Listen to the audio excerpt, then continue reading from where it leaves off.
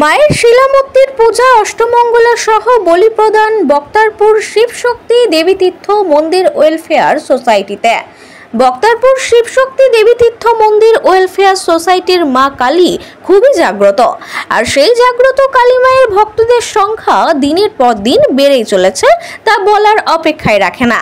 জানা যায় দীর্ঘ 21 বছর ধরে চলেছে এই পূজা, তবে বলি দেওয়া হচ্ছে 10 বছর ধরে। প্রথম বলি দেওয়া হয় 1 থেকে 2টি, তবে বর্তমান সময়ে দাঁড়িয়ে তা পৌঁছে গেছে 15টি।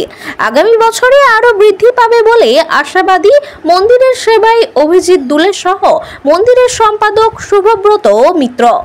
মা কালী যে সত্যি জাগ্রত তার সপক্ষে প্রমাণ দিলেন মায়ের ভক্তরাই। রয়েছে শতাধিক উদাহরণ, কিন্তু সবার বক্তব্য শোনানো অসম্ভব। তবে সেরকমই কয়েকজন ভক্ত হলেন সুব্রত ঘোষ, কৈলাস হাজরা, চন্দন পাজা, রবিন বাগদি। এদের বক্তব্য শুনলে আপনিও অবাক না হয়ে পারবেন না। আজ মায়ের অষ্টমঙ্গলা পূজা সহ বলি দেওয়া হয়েছে 15টি ছাগল। রাজ্যের বিভিন্ন জেলার মানুষ ভিড় জমান এই বক্তারপুর শিবশক্তি দেবীতীর্থ মন্দিরে, বলেছেন শুভব্রত মিত্র। পূজা বলি এরপর হোম হয়েছে প্রায় 1 ঘন্টা বলেই খবর।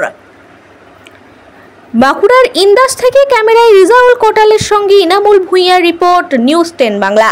আমি এখানে মেয়ে বাড়ি এসেছিলাম, এখানে বিয়ে করেছিলাম, মানসিক করে দিয়েছিলাম।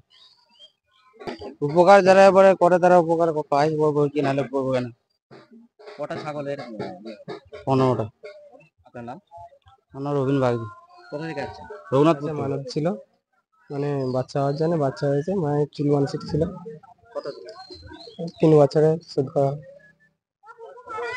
কি কি এখন কি উপকার পেয়েছে? এখন মায়ের মন্দিরে যে কোনো রোগদেরই মানুষের আসছে, ভালো হচ্ছে, মা সবাইকে দেখছে। কটা ছাগল দিয়ে? একটা। আপনার নাম? কৈলাস হাজরা। কোথা থেকে আসছেন?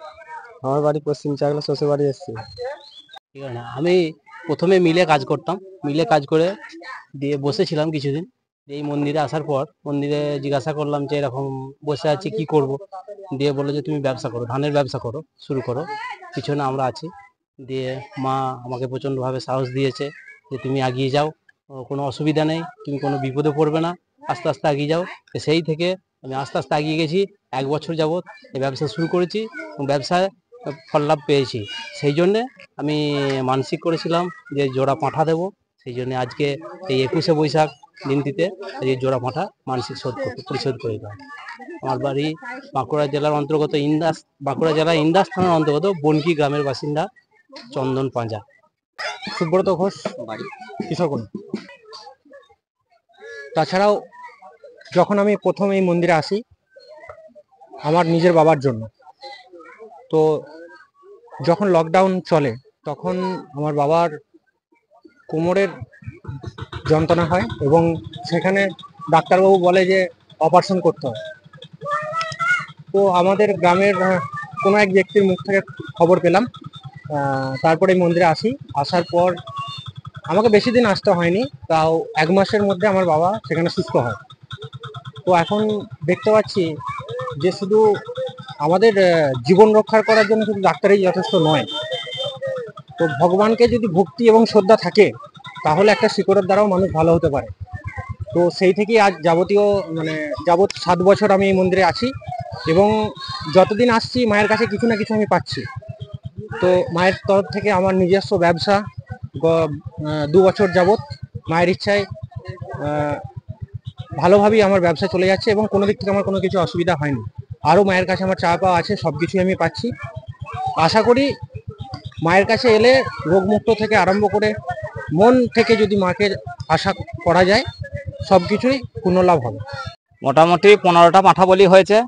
যে সমস্ত মানুষ মায়ের কাছে মানসিক করে বিভিন্ন কার্যে সফলতা অর্জন করেছে, সেই সমস্ত ব্যক্তি নিজের থেকেই মায়ের কাছে মানত করেছিল, সেই মানতগুলো কাজ পরিপূর্ণ হবার পর তারা মানসিক পরিশোধ করে গেল, ছাগ বলি সহিত মায়ের পুজো দিয়ে গেল।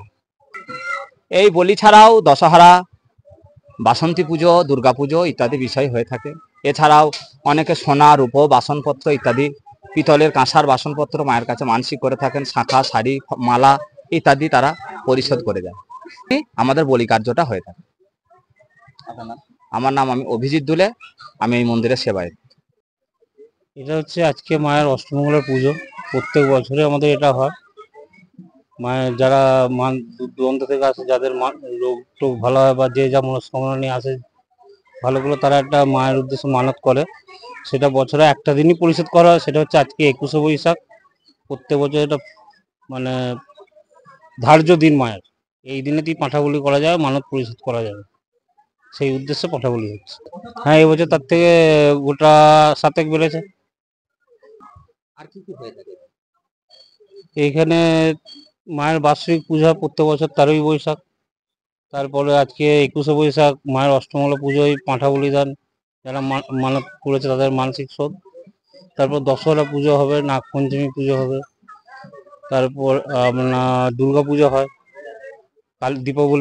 দীপান্বিতা কালী পুজো, সরস্বতী পুজো, দোল, প্রত্যেক উৎসবে এখানে পালন করা হয় এই মন্দির। ওটা গুণে শেষ করা যাবে না, আর এই নিয়ে বলাও আমার কিছু যাবে না। প্রত্যেকেরই যার যার ভালো হচ্ছে, প্রত্যেকেই আসে, মানুষ শোধ করে যায়, ব্যাস তাদের যা মনস্কামনা পূর্ণ করে মা। এটা আমরা গুণে শেষ করে বলতেও পারবো। কোন কোন জায়গা থেকে মানুষ আসে? কলকাতা থেকে আসে, বর্ধমান থেকে আসে, আরামবাগ থেকে আসে, তারকেশ্বর, বাঁকুড়া, বিভিন্ন জায়গা থেকেই, মানে প্রত্যেক জেলার যে কোনো প্রান্ত থেকেই সব মানুষ আসে এখানে। আপনার নাম? সুব্রত মিত্র, এই মন্দিরের আমি সেক্রেটারি, সম্পাদক। লোকের অনেক রকম রোগ হয়, রোগ ব্যাধি, কারো মেয়ে চলে গেছে, বাড়ি ফিরে না, মা নিয়ে এসে দিয়েছে, কারো সন্তান হচ্ছে না, সন্তান দিয়েছে মা, কারো বাড়িতে অশান্তি হচ্ছে, মা ভালো করে দিয়েছে। এভাবেই অনেক রোগ ভালো হয় এই জিনিস করে। 10-12 বছর হচ্ছে বলি, বেড়েছে বেড়েছে। আপনার নাম? আমার নাম পূর্ণচন্দ্র রায়, বাড়ি খণ্ডস্থানা, ইন্দুটি।